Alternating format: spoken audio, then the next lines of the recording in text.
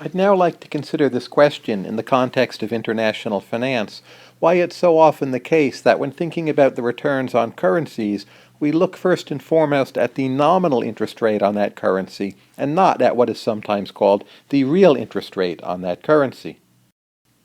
So just to review terms, the nominal interest rate, that's the published rate. It's the rate you hear about. It may be 1%, 3%, 10%, but it's the number not adjusted for anything, not adjusted for inflation. The real interest rate is the nominal rate, but adjusted for domestic inflation. So for instance, if you have a nominal rate of about 10% and you have a domestic rate of inflation of about 5%, well, we say the real interest rate then is 10 minus the 5, and that will equal 5%. Okay, so far so good. But now, why is it that the nominal interest rate might be measuring the real return on the currency? Well, we need to think of this from the point of view of foreign investors. A foreign investor doesn't necessarily care about the price level in some other country.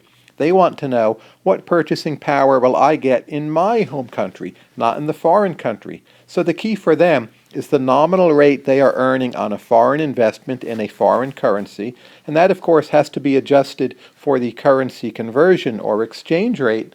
But from the point of view of a foreign investor, it's the nominal rate and then the exchange rate between the two currencies. That's what matters. So to think of this in a particular setting, imagine there being US and Canada. Americans invest in Canada and Canadians invest in America.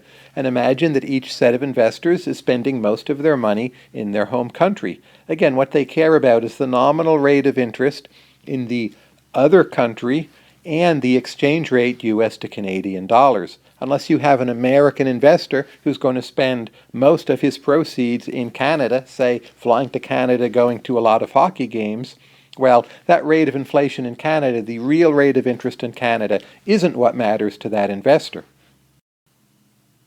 And thus, for the purposes of international finance theory, we are back at the point where the nominal interest rate really has this important role in setting real returns across borders and defining arbitrage conditions.